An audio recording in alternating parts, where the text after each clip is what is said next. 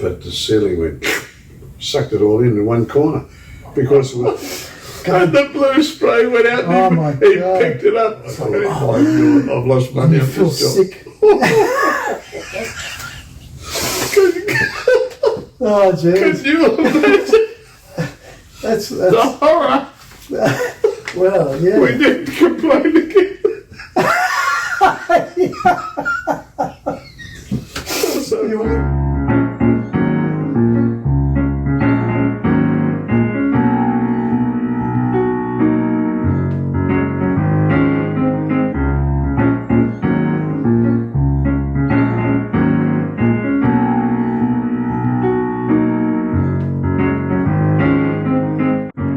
Hello, I'm Dave Duffin. Today we have a bona fide living legend, an icon of the scenic art industry who's been teaching everybody forever, the famous Sir Ray Pedler. Hey Ray, how are you? How are you, Dave? Very interesting, very nice introduction.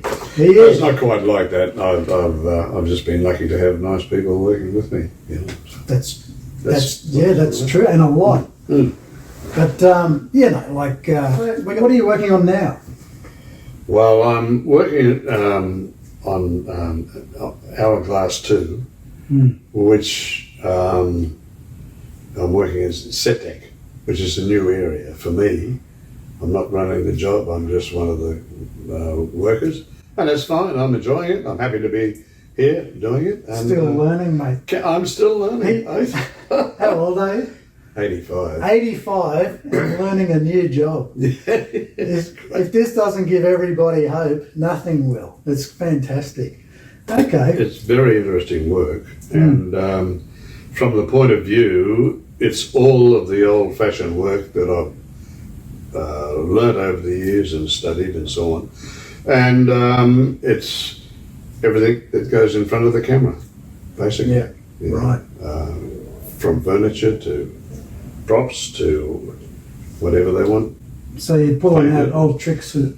Old tricks, yeah. Do you still discover new tricks, right? Well, I still learn from other people too, but there's a couple of us doing it, and but it ranges from they're bringing an old table that's been painted 50 years ago, or maybe even 100 years ago, who knows, and they want it rejuvenated, usually very quickly, and I can do that. I can do that quite easily. Right. From cupboards to So make it filing new and cabinets age it. to tables to Chinese art cupboards. What do they call them? Chinese art. One we did yesterday. It was just a frame, but it was old. It would have been 100 years old. Wow. And we rejuvenated. Really, 100 years? That was a hard Oh right. yeah, and we rejuvenated and make it look good, and then they put it in front of the camera and dress it up, and that's it. It's an art in itself, but you work to the direction of the art director or production designer, whoever wants that sort of work done. They give you the basics. You've got to pull it together. And who's acting in this show? Do you know? Who's the... No, I'm not I think familiar. Kurt Russell might. Yeah, that's I've heard that name, Kurt Russell, Yeah. and his son. I heard his son. Oh, really? But I'm not that familiar. That's pretty far removed from me at this stage. But Yeah, that right. doesn't matter. Well, I just want to go way back. So where were you born? Oh, Brisbane. I'm born in Brisbane. Brisbane. Yeah, Brisbane Hospital. Yeah. Okay. And yeah. Which part? Well, in Brizzy? In the Yeah, city? at the Brisbane General Okay. Hospital. Yeah. Ah, okay, I thought you went out in the outback. No, well, I went out there later. Yeah. Ah, oh, that's... But I grew up in Wynnum. Well, my mother died. She died the year I was born. She died at Christmas, and I was born in June. yeah, right. And then Dad married again. Well, it's a complex story, but Dad married again, and their first daughter, Margaret, whom I remember, she died at just before 2. She died of pneumonia. So they had a hard time, but they had 3 more children, or kids since, and they're still alive. in Canberra. Well, that's good, in mate. Canberra. That's good. Okay, so you would classify yourself as like a artist, scenic artist, right? Yes, Is that that's the pretty basic, well what you've done? basic title, yeah. So, could you briefly explain what you think is the fundamental role of a scenic artist? Yes, well, first of all, I think you've got to have a background. Fortunately, I have a background of painting, and then I did 10 years at the ABC, which was tremendous training ground, painting television, painting sets, you know, that went in of a night time, and once a month we'd do the night shift. And what happened, they would build a set and we'd paint it in the workshop, or wallpaper it, or do whatever was necessary. Then we'd cut the corners, truck it into the studio overnight time. Then we would come in and marry it all together and paint the floor as carpet or tiles, that kind of thing. So the scenic art area was getting the basic set together and then finishing it off ready for television. But that's the set. And for dressing. And for dressing. For dressing. And but sometimes it was scenic area, you know, when you paint scenery. Right. And that was like a different area of the set finishings, It's but more all mural part art, of the same thing, yeah. So you went from doing the basics of the painting, what do you call it, trade area, to the scenic area where you paint scenery. And yeah, well, that's what else you do. Pretty well rounded, the whole thing. You paint this From house painting to props to scenic to yeah, well, aging well, you do everything, and even in a room like this. See, if this room they cannot come in here and film, they would build this room, and you would make it look exactly the same. and you would provide options to a designer Exactly. due to how much time they have, like Yeah. available. And Is that- oh yeah, that's all time, you know, Right. that's all. And the other thing is too, this is white. Because you put something like this in front of a camera, it just blows out. So Right. they have to give it a mood. Hmm. And the Scenic gives it the Gotcha. mood. He So nothing too ages bold, the- just everything's got to ages- feel. Yeah, he ages the corners and he does whatever's necessary. And if it's old, needs to be old, he'll make it look old. Right. You know, put it into a period, a time period. You know, if it's old, sort of Australian, early Australian, you've got to paint that mood. You know, that kind of thing. Yeah, right. Mm. And I guess you've really got to know what the lighting's going to do, what the lighting guy does. Well, that's right? all part of it as well. And initially, when we were at the ABC, we would talk to everybody, and we knew exactly what they wanted. Right. For example, a movie that we did called, what was it, Up in the South, or Poor Man's Orange, I think. Everything was old, really old and decrepit and down from the war days. Hmm. And everything was... Piedmont, I remember. You remember that? They were good days, weren't Good they? days.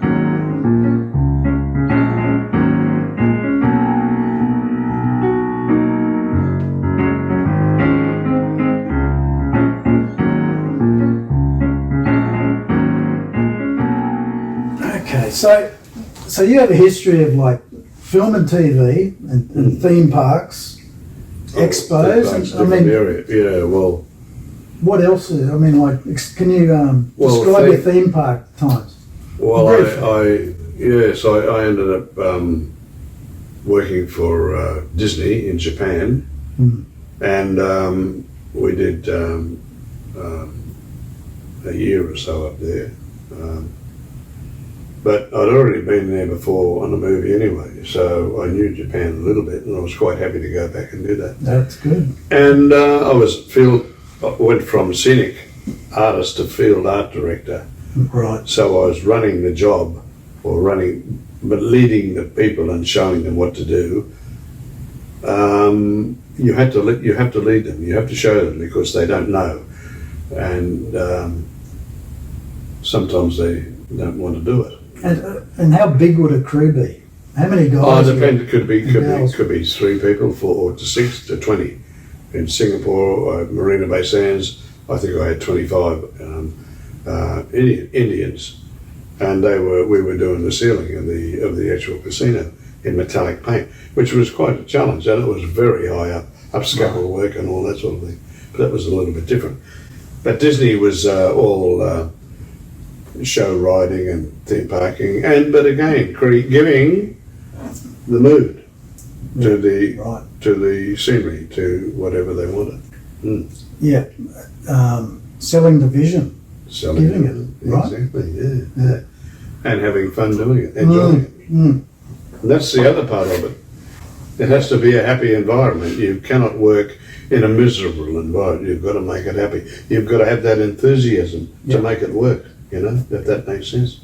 Well, I have history because I did work with Ray back in the mid-'80s, and we're all indebted to Ray for his passion and his skill and his graciousness when working on the job. Ray's taught many artists, and everybody I know appreciates how valuable Ray is and how valuable he's been. Well, that's a very nice comment. That's fine. You deserve it. No. You're just going to take it. Well, no. But basically, I just showed people what to do, and it was up to them to pick it up and learn it. And that's a good point. It's a good point. Yeah, they did. They did it, and they did it with enthusiasm. Some of them are still working with me, and it's kind of successful. That's great. Yeah. So, did you do art at school? I painted a teapot, and the teacher held it up and said, "Oh God, what was that high?" Well, and nice. that was probably the start of it. Right. Something might have twigged there, and then I did bits and pieces. And I've always painted. I painted Dad's house before I, left home, and that was probably in the start. Was that enamels back then? Enamels. Was it? Yeah, right. Wow. Poor old Dad. So your first paint job was what? Teapot. The teapot I did, yeah, and then the house. Well, the house, and then I started wanting to do portraits. I did a portrait of my girlfriend when I was young, so I got some enamel tins. And I tried to do a portrait. Of course, it ended up in a mess. But there was, the passion was there. Yeah, sure. I just couldn't pull it together. So then, what happened? I went to Canada. Well, that's jumping the gun a bit, but anyway, I got my painting ticket over there, and I remember trying to mix up colours on one paint job, and there was a rosette in the ceiling, and I'd run out of paint. He said, "I'd just mix up the colour from the wall and put it there and match the colour, And I started off with a little bit, then a bit more, then a litre, then a gallon. I think I've done that. Then I had this big pot, and I still didn't get the colour. And what did he say? And the guy came in. I said, I can't do it. He said, no, it's easy. He said, he just put a bit of red in there and a bit of this, and there it was. Wow. And I thought, wow, that's what I'm missing. So then I went and did an art course and learned to mix colours from an art teacher called Bruce O'Neill, Canadian. And that was the start of the painting. And was that all in enamels? Or that was acrylics, and that was the start of acrylics. What year was that? That would have been 67, 68, somewhere around there. Then he said, "You want to paint the big stuff." He said, "You want to paint the big cloths," and he had an exhibition. And he got a roller out, and he was painting scenery with rollers, and I thought that was, I could do that. So then I learned, and when I came back to Australia, there was a job going at the ABC, and I thought, the big things, the big cloths, and I went in and I got a job. That's great. They gave me 3 weeks trial. At Gore Hill? At Gore Hill. 3 weeks trial, then 3 months trial, Did you ever work on the Norman Gunston? Norman, oh yeah, I did some Because work. when I was in primary school, we had the school excursion. I think I was about 9, and all I remember is looking in at the set while Norman Gunston Yeah, we did those sets. shooting the set. Yeah, same thing. Yeah. But they did a lot of the State of Night and always the news, you know. Number was on. 96. Number 9. No. Actually, I did number 96 too because I did a bit of extra work in that. And I was used to go there. We're going to get to that. Stand in the bar. That was a bit of fun. But that Okay. was all the things you used to do when you're trying to make a buck. That's great.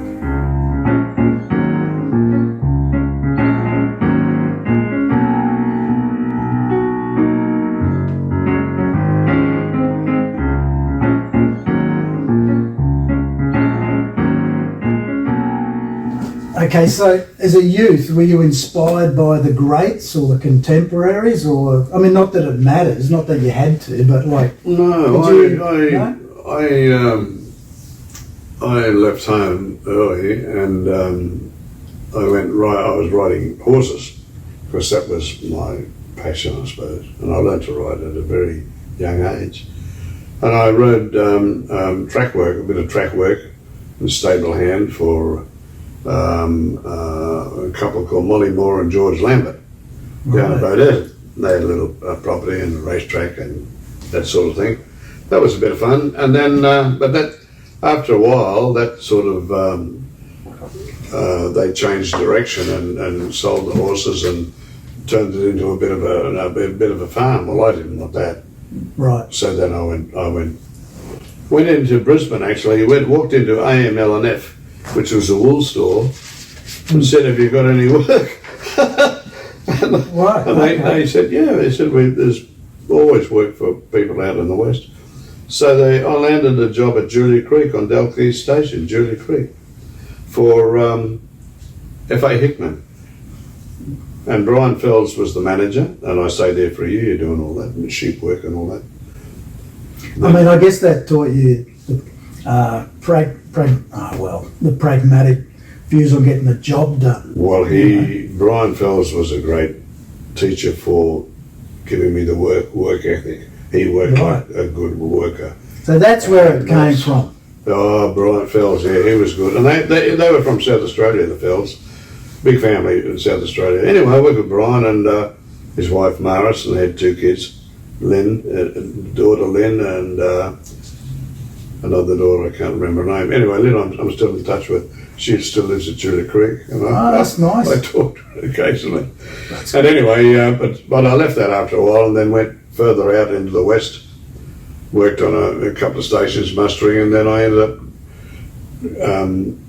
taking horses out with McNamara from Dejara to bring back cattle from Wave Hill.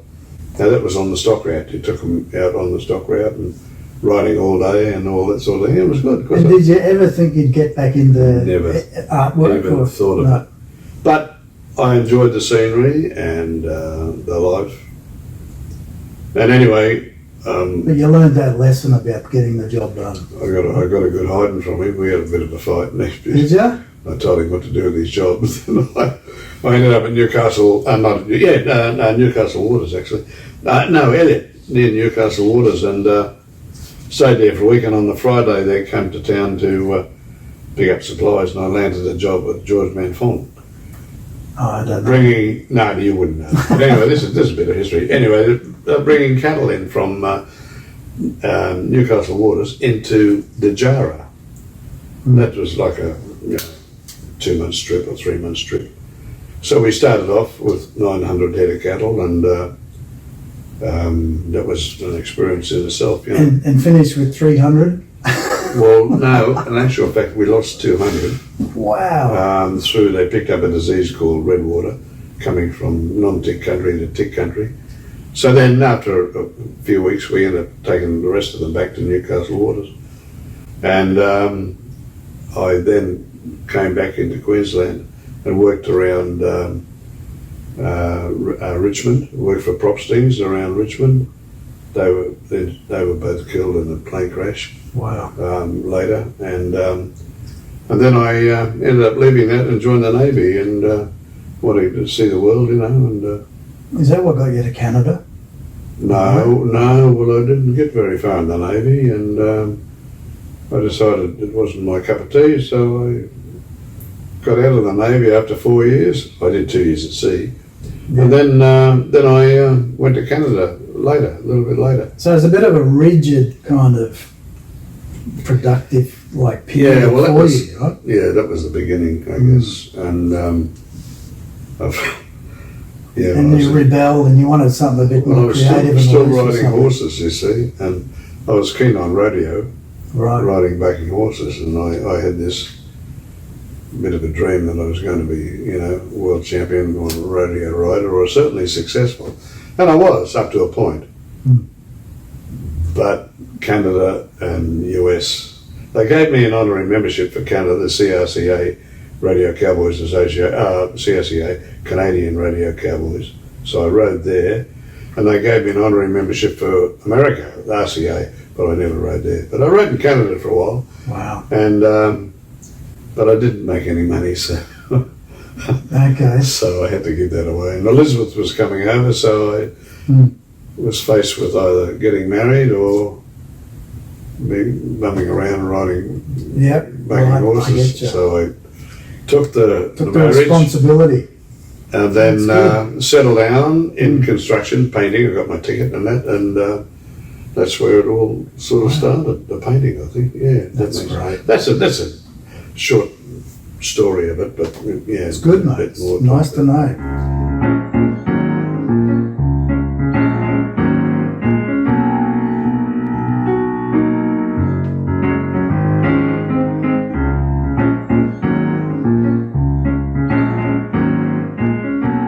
So then you settled back in Australia, right? You got married? Yeah, well, what happened? Elizabeth's father died, Right. and then to cut a long story short, we came back to sort of support her mother, you know. And Yep. ended up in Sydney. And then you got That's to the Gore when Hill. I ended up at the ABC at Gore Hill, yeah. So what was the technical, were you called a scenic artist at that time? No, set finishes. Set finisher. That was and that one did 10 years of set finishing. Was there a role, was it called scenic artist ever back then? Pardon me. Yeah, there was actually. And what did the scenic artists do? Well, Like they painted cloths. the murals and the, Yeah, all in the black and white. backdrops. Mostly backdrops in black and white. And we painted some, we helped out. And that's where I first got the feeling of the painting the big scenery. you know. right. And I worked with a guy called Eric Todd, who was an Irishman. Another famous scenic artist Eric, in the industry. He was brilliant, and he was painting this cloth one day, and I said, well, you know, I wanted to learn. He said, well, here's a bucket. He mixed up a bucket of washes and the brush and the back, and he got up the ladder and started painting. And he looked at me and he said, well, pick it up. And he said, start painting. And I picked up the brush and he said, well, what are you doing? I said, well, put the brush in the pot. He said, and put it on the wall. This was so I got the brush and he said, now what does it look like? I said, well, it doesn't look right. He said, now fix it. That's right. Because it tells you what's wrong with it, right? Yeah, exactly, straight away. So, you know, and then you start pushing things around and eventually I picked it. And so do you like to work, say on a backdrop, you do a section, then it's ideal just to walk away, turn around, have a split glance, 2 seconds. Well, that was in black and white, and it was quite easy. I mean, you just worked in tone, and you know, to do scenery in black and white, almost anybody can do that. Gotcha. You know, in a sense. A tone and it's basic tone and form. Yeah, and colour. Oh, not colour, black and white. But then colour came in. Right. You see, ABC started doing rear projection and forward projection, and colour came in, and then everything changed.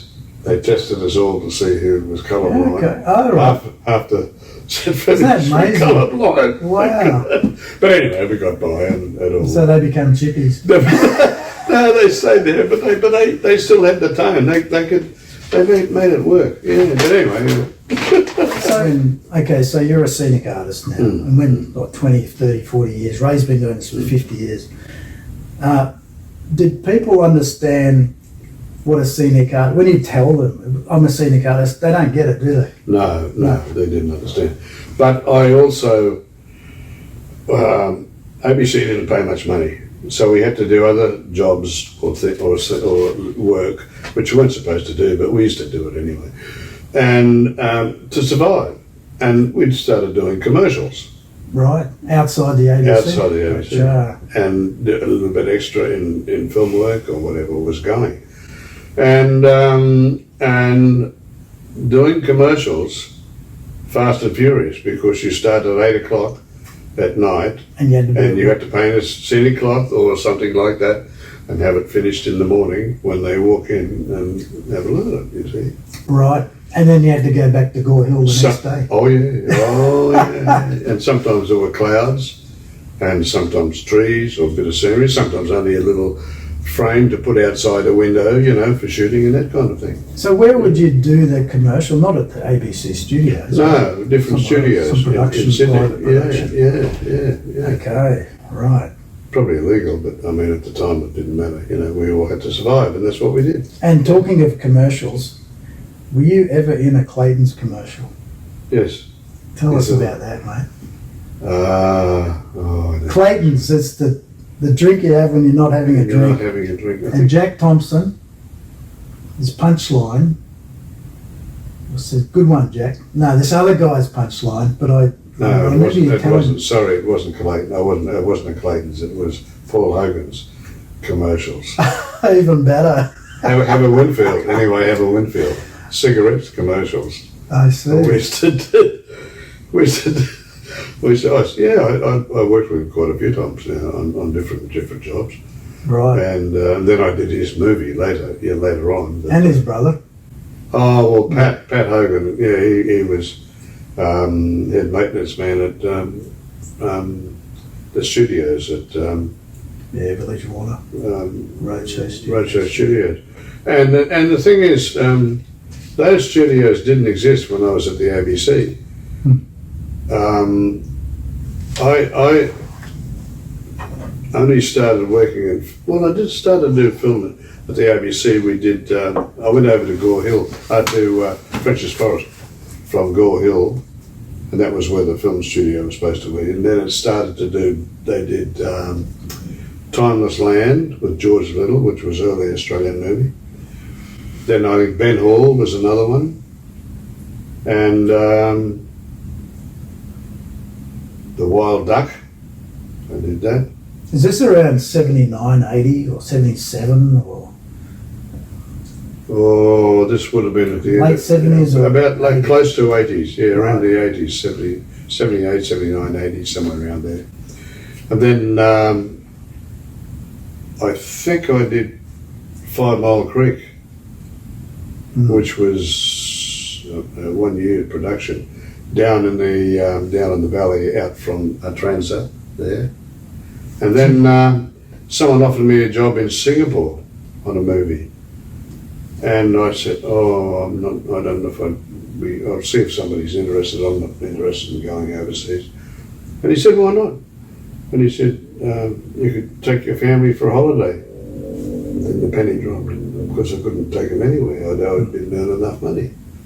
So I said, all right. So I had 3 months long service. From Gore Hill, ABC. Gore Hill. Yeah. So I went over and did the movie called Southern Cross in Australian title, and it was called The Highest Honour in Japanese title. It was a Japanese Australia production about the Z Force during the war. Gotcha. And the Z Force, the story was they had 2 raids. One the Ramiro raid and the other one was a Jaywick raid. I'm not sure which way they go, but anyway, the first one, they disguised themselves as the Z Force, disguised themselves as Malay fishermen, and got right up to Singapore, put the mines on the ships, after a long story, and sunk, I think, 42,000 tonne of Japanese shipping, and got back home, and it was successful. But the ceiling went, sucked it all in one corner, because and the blue spray went out, and he picked it up. Oh my God, I've lost money. You feel sick. Oh, Can jeez. you imagine That's the horror? well, yeah. We didn't complain again. That was so You funny. would-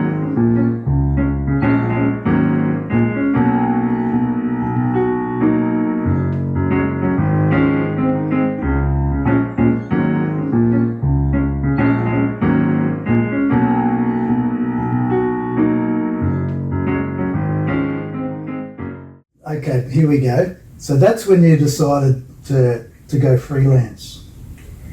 Well, no. What happened? I did that movie, and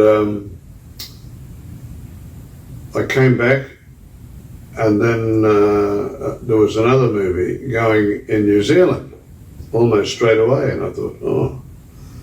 So then I went and did that, and then I had to resign from the ABC because it was running into. You ran out of ABC holiday company. pay. That's right. Well, I went and did Tatum O'Neill's movie in Colin Friel's called Prisoners. I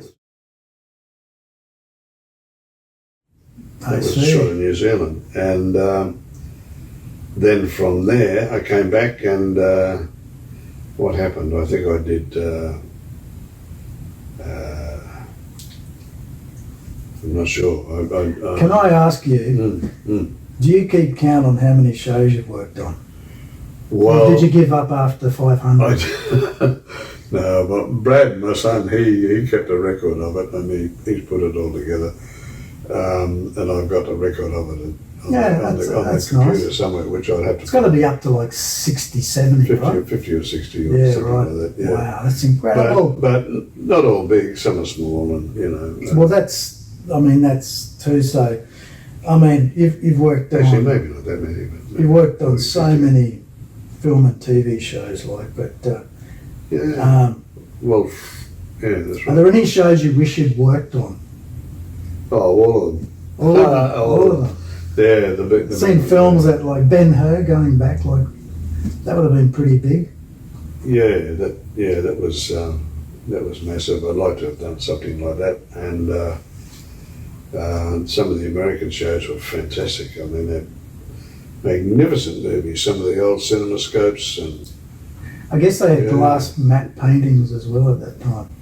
yeah, That's that's the way it was. Well, that's how what they used to do, paint a little scene on glass and shoot it in front of the camera, and then you could have this little scene happening, and then the other part of it was the rest of the set. You know, a little bit a difficult area, but I did a little bit of that, but not too much. I remember our dear friend Ian Richter. He was probably did the last feud on the Gold Coast. You know, I saw him doing those, but. Yeah, well, Ian, I worked with Ian on 5 Mile Creek, actually.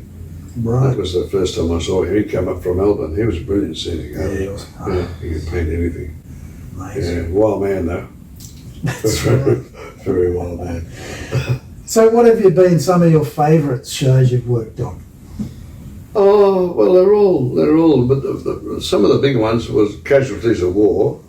Right. That was a Vietnam War movie. That was big. Was that on the Gold Coast? Oh, no, that was done in Thailand. Ah, right. Wolfgang Kruger was the designer.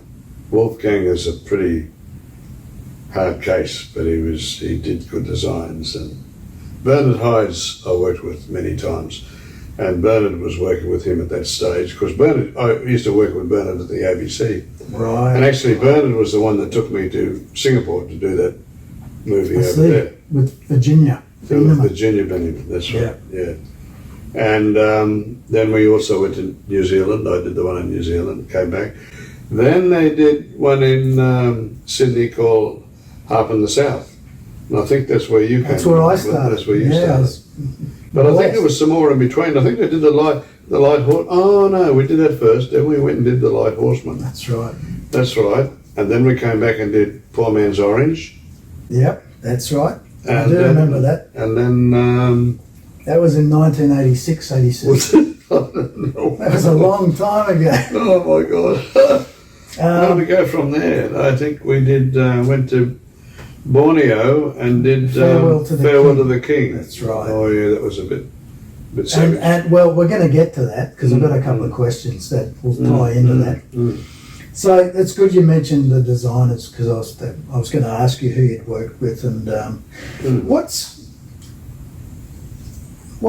how do you find interacting with designers?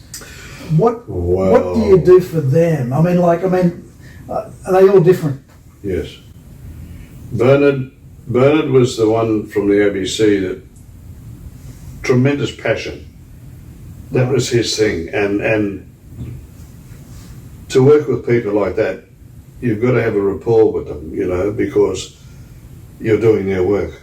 They can't do it all. You have to do it. They think it, you do it.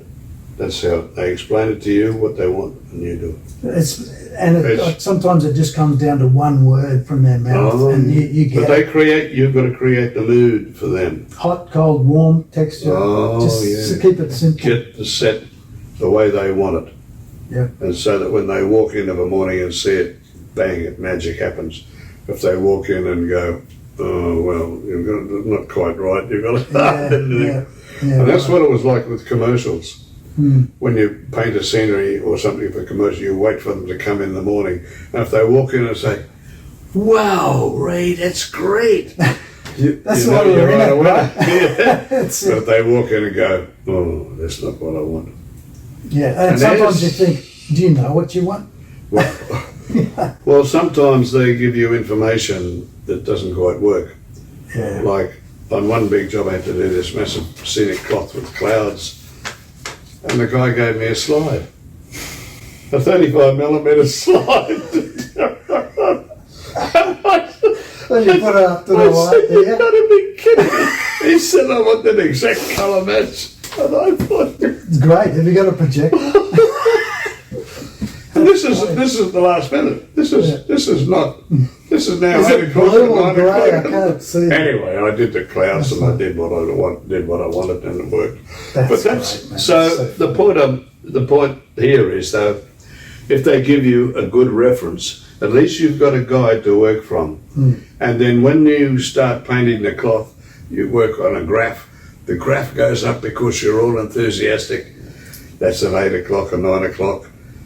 But by 4 o'clock in the morning, the graph's down here. And you've got to pull it up by 8 o'clock to make it work. You know? And that's how it worked with me. That's the challenge, isn't it? I mean, that's the thrill. You know, like some of them are easy, just getting it done. Some of them are not. Yeah. And you can see an image, and you'll pick out what's underneath all that, really, right? Tonally.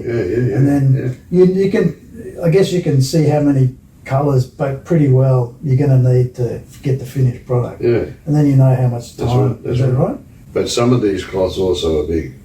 Yeah. Some of them are massive. You know, you're talking. You know, the biggest one I think I done was 10 meters long.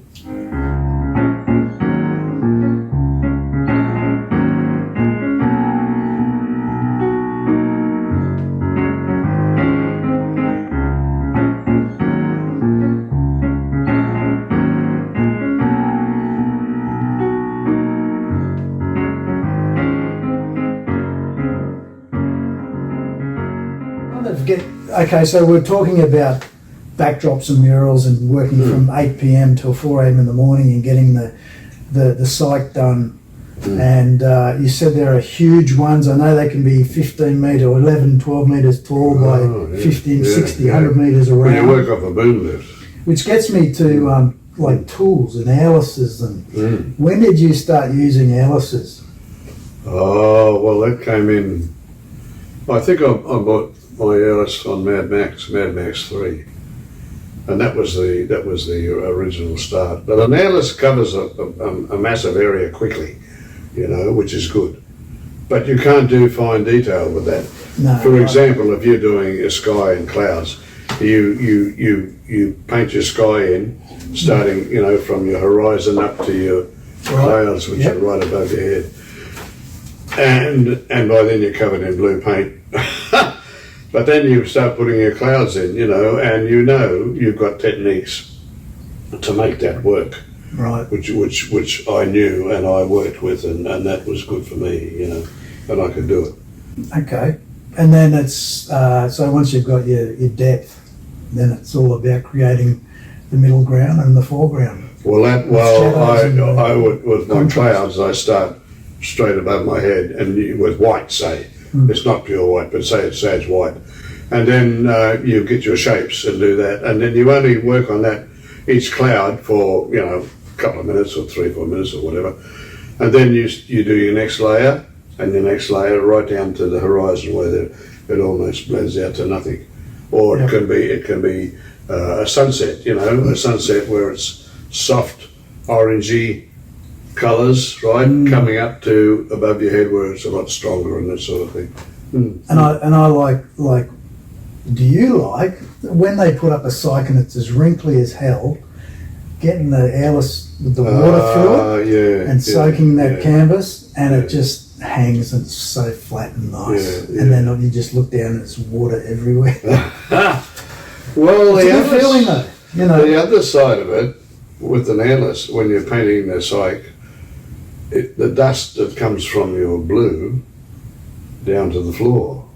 Right. Okay. Yeah. Yes. Yeah. I must tell you one. I was doing a little job in North Sydney, for an advertising company. One of the extra jobs that I had, and he wanted his office, front of his office, painted in a blue paint, bluish colour, which I did, fancy sort of design. I did it over the weekend, turned the air condition off, and made sure that when I did my spraying, nothing went through the air conditioner. Monday morning I went in to see what they wanted, and I was in the office, and this guy comes screaming down the stairs, "What the hell have you done?" He said, "This all blew up on the white carpet upstairs." I said, "Well, it was nothing to do with me." Anyway, so I followed him up the stairs, and he had come up the fire escape, as he did every morning, because he climbed up. Oh my God, I can see it. And he walked in the blue spray, which I turned the aircon off in the office, but the building aircon was still on. And the blue spray went out, and he picked it up, and he walked into this shag carpet, white with blue all over. But anyway, it was I said, "It's all right, it's only dust, so you vacuum dust. That's true. Yeah, but I mean, the dust settles on the floor, and your that's heart why. must have been pumping. Wow. That's the terror. It's like, I've lost money. You feel sick. That's good. Yeah, and then you just pretend it's going to be all right. Yeah, that's great. That's the thing. But that kind of mistakes can be a great happy accident. Well, you live and learn, don't you? You live and learn. Yeah. Well, another thing we did, the guys that we were working with, when we started doing little foreign orders, we went out and priced a job on a restaurant, and he wanted his ceiling painted white. So we ordered some 20-litre drums and went in with the airless and started spraying. But the ceiling went, sucked it all in one corner, because it was vermiculite. And vermiculite is the textured ceiling. So he must have gone through a lot.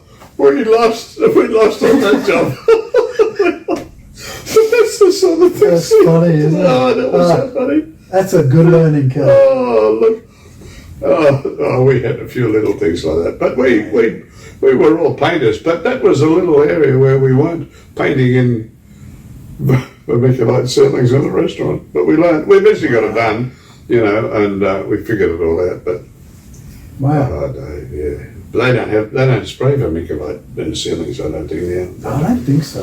They use it it's used in ceiling and aircons and not aircons. God, we used a ton of refrigerators. Oh yeah, well, we used to spray that, and we used to spray polyurethane foam. Yeah. With 2 drums, A and B, and then you spray it for caves when you were making movies like The Golden Soap, which we did at the ABC, and we had to spray all this, and then carve it.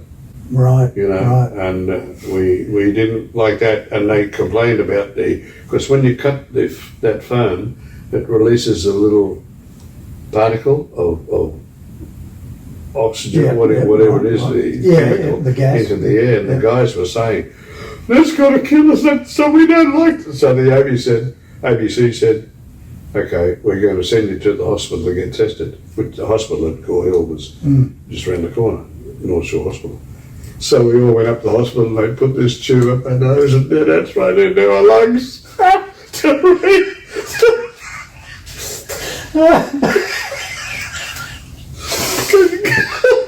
Oh, jeez. Can you imagine That's the horror? well, yeah. We didn't complain again. That was so You funny. wouldn't, would you? Oh, that'll teach them. Oh. Did you complain, or was it? Yeah, we all complained. Didn't do it again. Just shut up. That's funny. Yeah, they were good days. Eh?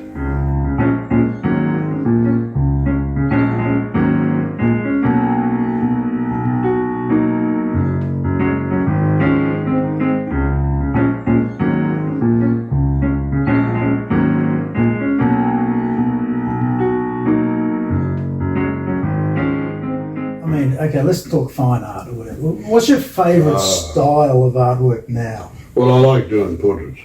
Portraits. Yeah, I'm not a portrait painter, but I like doing it, and I can get a little bit of a likeness, Right. and I play with it, and when I've got time, and I enjoy it. I enjoy it. Do you like to, sorry, Ray. No. Do you like to take your time, or you just want to bash something out in 20 minutes, or something like that, or? Oh, it varies. I've done landscapes and that sort of thing, but So they it's more of a don't realism. excite me as much as a portrait, because a portrait is alive. You know, when you do someone's face, Yep. there's magic can happen if it works. Yeah. If you do it often, it becomes almost natural. But if you have breaks, like I'm not doing it now because I'm working, so to get back into it, I have to play with it a bit to get it. But I found when I was sketching every day, and it became. Do you like charcoal? No, I've used it. I've used charcoal. Right. I like, and I've used water-based paints, like for to get tone. I like tone and all that. The water-based is sort of it's an easy medium, I think. Right. Yeah. you know. Okay. But having said that, it's not easy. No. Right. I mean, I find watercolor Mm. is the hardest, because you're using the light. You're Yes, basically yes, staying away from yes. anything light. That's right. That's the challenge. yeah, But yeah, once you nail that, yeah. it's the quickest, and it's, to me, it's. I mean, you can kind of use that system in your scenic art. Oh well, I do, yeah, and it comes from there. Yeah. I think it relates. And it's shortcuts. It's time. yeah. Like if you. Well, that's the thing when you paint, you know the shortcuts, Right. and you've got to do the shortcuts. Doing what I'm doing at the moment with setting, Gotcha. it's just they bring in a table, for example, which we're doing at the moment. Actually, we're doing a few of them, and you've got to nail it quickly and Yeah, get it right. done and get Right. it to the designers what they want. You can't always nail it, but you do your best, and if you don't get it, well, you've got to redo it or whatever if they want that. So jumping back to films and TV, do you prefer small budgets or big budgets? Oh, that's Or a good you- question. It depends. No, it doesn't bother me what the budget is, as long as they give you enough information to do the work. This is a big budget movie we're working on now, but they just keep throwing. I guess on big budgets, in your position, you know your creative side. So the pressure's not so much; it's more managing the people, right? Is that the that's pressure? Right, that's right. So And if you have a big team and they throw it at you, you put them to work, and if they're good, they can do it, and it's not a problem. Yeah. And usually, you do it very quickly. You've got to do it quickly. gotcha. But that's experience. You've got that experience. So you call on that and you pull it together, you know, if that makes sense. Which you did a lot in Macau. I mean, you ran teams over there, right? That's right, yeah. From Disney, Hong Kong, Disney Japan rather, I went to Disney Hong Kong. And then when I finished that, someone said you should go to Macau and have a look at the casino they're building over there. It's the biggest building in the world. Mm. And that was the Venetian. And I thought, I'd like to go and see that. So I went over there. And Macau, part of China, but you get the ferry from Hong Kong, and it only takes 1 hour. And then I met the art director over there, Bob Huslak. Yeah, and he gave me a job. He gave me a job almost straight away. And he's still got his ponytail. Has he? I think so. Oh, probably Maybe. is. But he's Hey, Bob, if you're watching. He was a great guy, and he put me in the movie straight away. He did a documentary on himself. Oh, I remember that. Yeah, I was in that movie. Anyway, we worked on that project for 2 or 3 years, I think. Oh, there was some big work over there. Oh, that's casinos and it was all built on a swamp, and the pile drived everything down to get there. And this is a 3,000 room casino. I mean, this is massive. And then that's a lot of responsibility, for you, you know. But I was only part of the team, you know, Right. and which was good. And then from there, what happened? We went back to Disney and did some more work in Disney. Then went back and did the Marina Bay Sands Casino in Singapore. Came back and did 2 years in Disney on the Grizzly ride. And then went to the Parisian Casino in Macau. Oh, there's another, they did small areas on the Hard Rock, some work on the Hard Rock Cafe. And then there was another casino, I can't remember the name of it. And then the Parisian, which was 2 years on that. That was brilliant. That's a lot. That's Brilliant. a lot. Yeah. Loved it all. So you've kind of been doing more thematical themed environments over the last 10, 15 years than film and television? Yes, I've spent almost 20 years in Asia. And I was art directing for a company called Yaoli, who was a construction company, but were doing all this theming in different areas. They have a factory in China, and we were in and out of China all the time at the factory. And they would just jump at your experience and skills.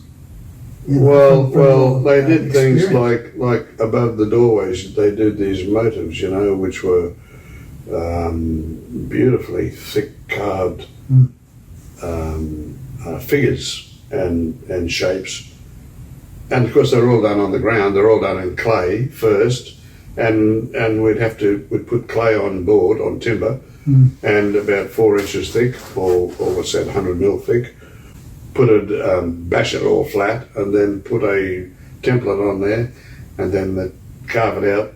The Chinese would carve it out in there with their knives and that sort of thing. And we helped them and that sort of thing. And it was fantastic, great. Good old times at the old type of columns. The round column of the Vendôme column we copied from Paris. We did the fountain, copied the fountain from Paris, which was the marine fountain, and we built that in China and put it in the casino, in the front of the casino, and my team painted all that and made it all work, so that was quite good. Yeah, that's great.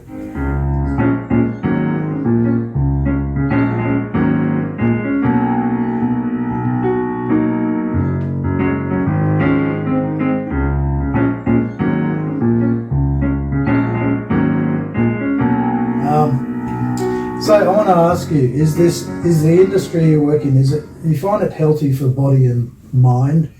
Well, the mind thing, you've got to focus on what you're doing. That's no problem.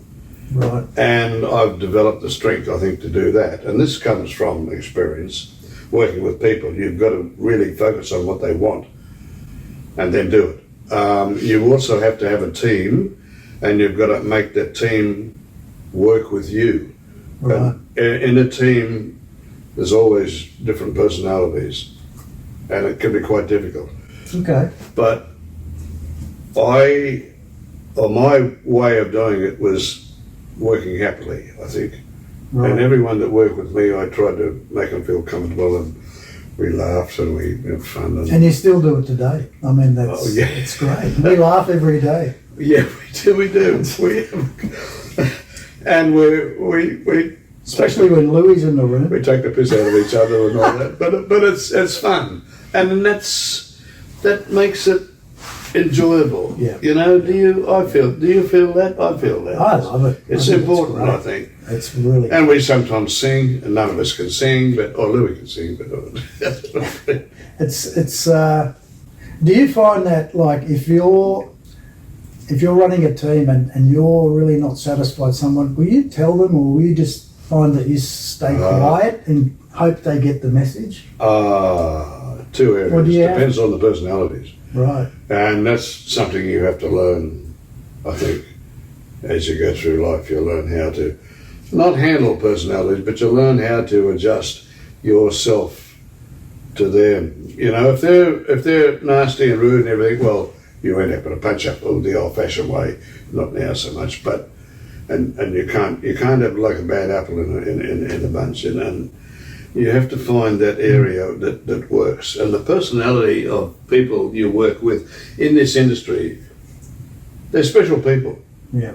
You know, they're not red bags, they're sensible people, but they do things, some of them do things their own way, like Ian Richter and all that. We're all different. And they all have their own pride. All have their own pride, Yeah. and they're all, and you can't take that away from them. And you may not get along with someone, but they're just trying to do their best. That's right, It's up that's to right. you to manage yourself to manage them. Yeah, right. Yeah, I think so. That's great. So, Mm. so how has the industry affected your life, your home life? Has it? I mean, not that it has to, Well, but and if so, what are the good? What's the bad? Just briefly, you know. well, I had 3 children, and that was good. But being away all the time, Right. Yep. Long hours, Caused a everybody. Yep. I was programmed when I was a kid to work and learn to work, and I did. And when I got married, to support the family, my wife never worked. She always, the kids she looked after the kids, and that was her job. But being away all the time, yeah, good. Hard, I difficult. eventually got divorced, yeah. Right. Yeah. And, yeah. And the bad things. Bad thing. No bad. Just kidding. Just It kidding. was all. No, but the good things. The I mean, industry like, you was must be good. proud. Your kids must Oh. be so proud. You know, like. Well, they're probably more proud than I am. I just see this job, work, just do your job, and you work your butt off and be happy. You know. Yep. I don't expect anything out of it or anything like that. I just enjoy doing what I'm doing, and that's the same as I do today. I enjoy it, Yeah. and I keep people happy. I make people happy. You do, right? Is it? You certainly do. I give a bit of cheek, but So we're with Ray Pedler, icon of the Scenic art game, and he's been doing it for 50 years or something. yeah, Almost 50 years, I'm sure, right? And I love paint. a real legend, a living legend. It's great to have him here. So, how do you find the industry today, the film and television, the scenic art industry, if there's such a thing? Well, it's changed. I think it's changed dramatically. The scenery is not painted, I think, so much anymore. Most of us now projected of some sort, or CGI or whatever, blue screens and that. But there's still some of it, and the scenics still have to produce the work that's necessary, to create the mood. Or if it's a modern movie, space movie, for example, they've got to create space. Not space as space, but things that happen in space, or planets, or rocket ships, or things like that, which are necessary. And that just doesn't come. The artistic side of it is there, and it's got to be done. Yeah, I remember up until about 2000, all of a sudden reality TV came in, and no one was building painting sets. It was all on-site location stuff. Yes. So another kind of genre of TV and production came along. Yeah. But I think it's really nice to know that the industry is picked up again and still need talent like yourself, you know. Do you find that's... Well, I think so. It's important because entertainment today is non-stop and it's all in the home. People don't want to go out to movies so much. They will go out and see big productions, and that's great to see a theatre full. But most of it's at home. They come home from work and they sit down in front of the box and they watch a movie. Right. That's almost in every house, almost in every house. And I guess it goes back because when people are down, or when the economy's down, they need to see entertainment. When the economy's good, they can afford entertainment. It's a continual and it's thing, good for the government because the government knows the people are sitting at home. Yeah, right. Yeah. That's right. We are content creators. Oh, I think so. Yeah, but anyway. Well, that's good. Okay, a couple of fun questions. What's your favourite part of the world? Or do you have a favourite area? Whoa. Well, favourite part of the world. I love Japan. I love Paris. England. I love England, but I didn't see a lot of England, but I like what I saw. And I like Australia. I mean, Australia's, It's nice. You travel around Australia, there's so much to see here, Is there a place you haven't been to that you'd like to go to? Oh, yeah, there's many. Many? Yeah. Oh, have you gone to Europe around that way? Yeah, not Italy and Rome. I'd like to do not Paris. The Matterhorn. What's that? Spain? Switzerland. Oh, Switzerland. I'd love to go there. Wow. That Matterhorn is just. I see photos of it. It looks magnificent. Right. And of course, Canada. I lived in Canada for 6 years, and I skied a little bit. I like that sort of thing. I wouldn't do it now, but I still like Canada. Good memories. Favourite music? Oh, endless. I can turn on my phone now and listen to anything from classical sometimes of a morning Japanese. driving down. A little bit, not so much Japanese, but I used to listen to a lot of it.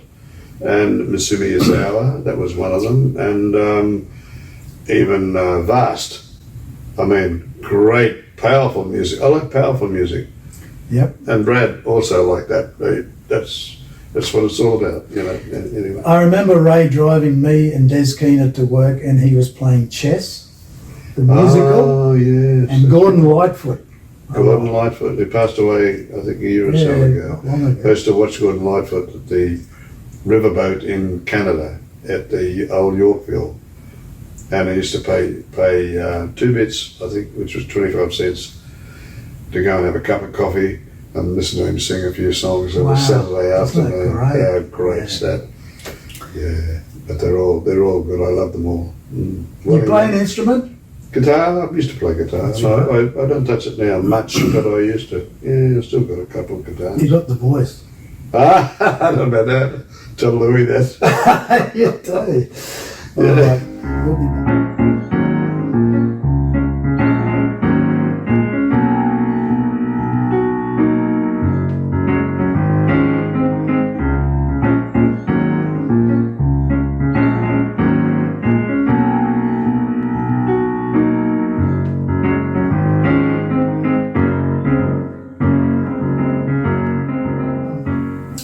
All right, favourite food? Oh, I like a good steak, but I can only eat that once in a while, right? A good steak, not a crappy steak. Yeah, good steak. What's a good steak? A Wagyu steak. Ah, okay. Or a good sirloin. Oh, right. Fresh sirloin. But I like Indian also. Okay. I had dal last night. It was quite nice. Beautiful. Yeah, very nice. But you can't do that all the time because You know, Yeah, I mean, you got to watch what you eat, keep away of course. from people when you're working with them. A healthy balance. Yeah. So, what's your favourite pastime or way to relax?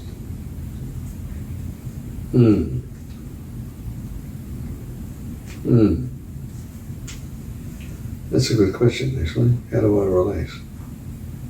By working? Yeah.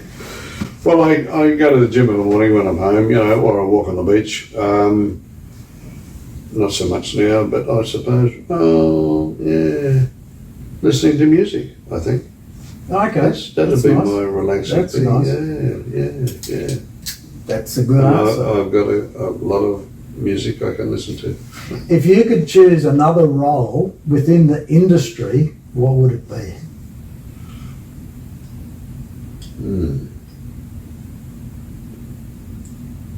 I have to think about that. It's all right. I'd have to think about that because Tell me tomorrow. I don't want to be a director. I don't want to be. I mean, production designing. It's a pretty nightmare of a job. Lighting. I think lighting would excite me. Well, if Yeah. I mean, it's big and heavy stuff and all that, but the mood. because it's all dynamics, isn't it? Yeah, that's it. Yeah. Right. Yeah. That's nice. If you could have any other profession outside the game, what would that be? Or you're just happy doing what you're doing? Yeah, I'm happy doing what I'm doing, but I'd. Radio? I'd probably no. No? I'd probably paint. I'd probably paint. I think just scenery as an artist, that sort of thing. Something like in that area, you know, because I still like paint and that sort of thing. Yeah. Okay, so And music. I'd probably be in music. I'd like to probably entertain. Yeah, I could be an entertainer. I suppose. I think so. Yeah, right. If I did that. Yeah.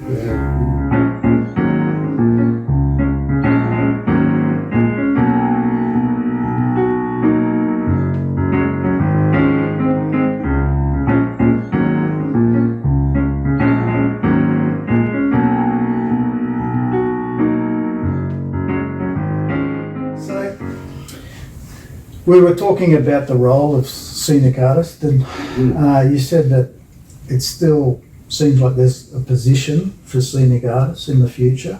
So you don't think the role will become obsolete ever in the future? With modern technology, look, it's a good question. I think there'll be something there, but most of it today, if they're looking for shortcuts, you know, with budgets, they can cut the scenic out up to a point. But there's still if they want to create a mood, how are they going to create that mood? With lighting? Yes, they can do that. They can take a white room, for example, like this, and they can put the lights dim and low and create the mood that way. Don't need to paint it. Yeah, that's a very good question. Yeah, kind of. I kind of hope it still survives. You know. Yeah. But with AI and all that stuff, You don't know where it's going. there's do no you? soul in AI. Look, I won't get into that. But, No, but it's there. Yeah. That's the bottom line, and it's not going away. So, No, that's right. Yeah, you're right. yeah. Okay, so what does the future hold for you?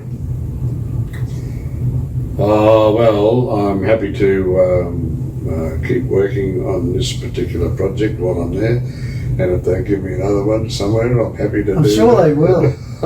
They do, but you never know. Yeah. And I can't climb up ladders like I used to, but I can still get around a bit, and I can do things. I see it every day. Yeah, that's great. Yeah. And I like people. I like working with people, happy people. well, you know, you've given everybody hope as well, because you're older than everybody, but you're still doing what you love. And for me, it's inspiring, very inspiring. That's Right? good on you, Dave. It's great. So what would be your best advice for an up-and-coming scenic artist? Or set finisher, or brush hand? I mean... Well, there's several areas there, and it's hard to pinpoint one. I think, first of all, you've got to have some sort of experience. You've got to develop that experience, and you've got to be enthusiastic to do it. That's that part of it. That's that side of it. The other thing is you've also got to be able to meet with people, and that's hard for young people to come up and say, "Hey, I want a job." You can't do that, but you've got to come up and say, "Look, I'm learning," or show them. Yeah. Demonstrate. I've always found demonstrating is value. And That's if right. they don't, if see. you can't, they can't put you on this job, then maybe somewhere along the line they'll let you in. Wow. But you just don't walk in. They don't seem to want that today. And I'm happy because I've seen young set finishers, brush hands, coming up and asking questions. Ah, well, there you Which go. is, it helps a lot, doesn't it? Yeah. And sometimes you don't have enough time to tell them, but if you know they're asking and they're keen and watching, it's good. It's good. Yeah.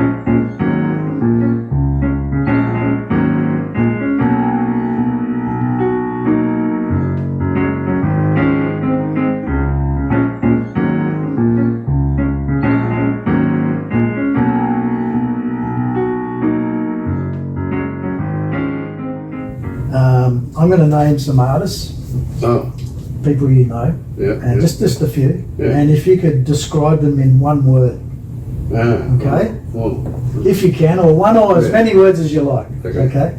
Because we can compile this for everyone else later, and they'll say the same to you too. okay. Okay, Ian Richter.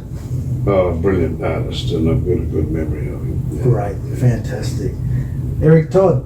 Oh, yeah, quite a hard case, but he was a good artist. He knew his stuff. Yeah, That's great nice. guy. Yeah, Okay. I like Eric. Do you remember Frank Faulkner? Yes, another brilliant guy. Good character, and brilliant. Loved doing what he was doing. No, that's very nice. enjoyable. Yeah, he's a fun guy to work with. Yeah. Yep. Chris Goddard. Oh, Chris was brilliant. I picked Chris up on the Light Horseman in South Australia, and I never saw him lose his temper once. He was a good guy. And that's nice. a great artist, yeah. Lovely family man and all that sort of thing too, yeah. That's nice. I learned a lot from Chris actually, yeah. Pete Colliers. Pete Colliers, yeah, he came on, good friend of Ian Richter's.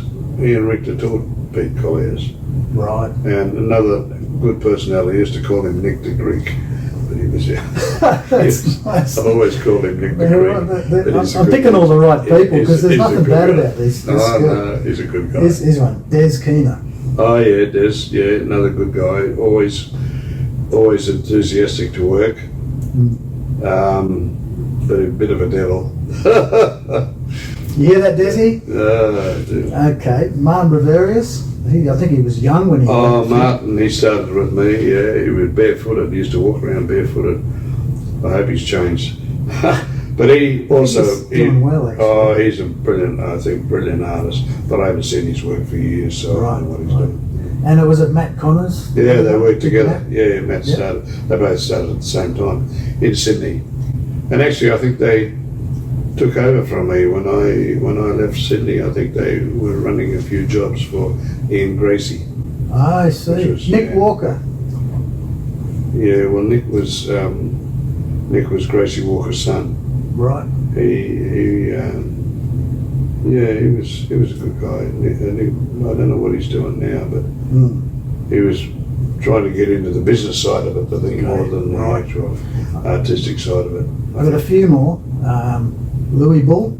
Oh yeah, Louis is brilliant. Yeah, he's a good character and very sharp. Right. He's sharp. He's good. Robbie Bull. Yeah, same. Robbie's a good mate. Yeah, good friend. Yeah. Tina Bull. And a good girl. Yeah, she's a good girl too. Now here's a personal one. Brad Pedler as an artist. Brad. He was a good painter too. Yeah, Brad was good. He was a good kid. He was learning, but yeah, I miss Brad. Anyway. Oh well, you never forget him, but keep No, moving on. yeah. That's great. Love Brad. Really nice, Ray. Yeah. Well, okay, and Dave Duffin. Oh yeah, good God. I don't have to say anything about that. Oh no, that's fine. Good on you, Just Dave. kidding. Good on you. Okay, look, it's really been wonderful to have Ray talk about his life and his history and much more to come. Thank you very much. All right, Dave. There'll be There's more. one more thing I've got to do after this, but it's been a pleasure to work with you. You're a hero of mine. Oh, You've thanks. inspired me. Oh, Dave. And Thanks, Raymond. You're and very I've kind. loved every minute of it. Yeah, good. I'm been happy great. about that. Okay, so thanks for listening. Stay tuned for the next one, the Iconic Ray Pedler. All right, thank Iconic Dave Duffin.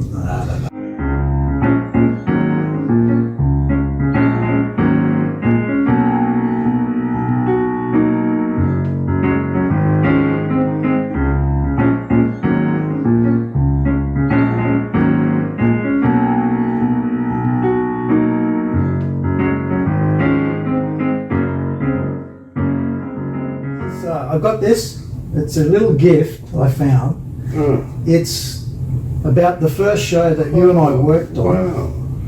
and it's a good read. And Goodness me. some of your devotees and devoted workers who've grown up with you have signed the inside, Wow. and it's just Wow. a small gift of appreciation. Oh, Dave. Oh, that's beautiful. Oh, jeez. Thank you very much. You're welcome, mate. Oh, Dave, that is just brilliant. Nah, mate. Oh, I love.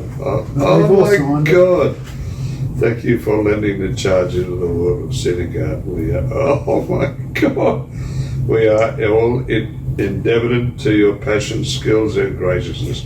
Love always, Dave Duffin, Australian art. Oh my God! Oh, that's so beautiful. I think who else? You got Buster and Robbie and Louie. And, Oh, is that right? And Oh, Tina. oh my God! but you know, you can look at that Oh. later. But Yeah, that's absolute brilliant. Oh, I didn't even know there was. That's a massive book. it might give you something to read on the weekend. Oh, God! But thanks for everything, Ray. Good on you, Dave. That's brilliant. This is so nice, and I hope I can contribute more. You will, because you there is have. a lot more. No. There's a lot more that probably. Well, let's get this out. And, Thank you so much. thanks, Ray. That's a beautiful. Living legend. Author of Honors. Author of Honors. The outsider who won the war.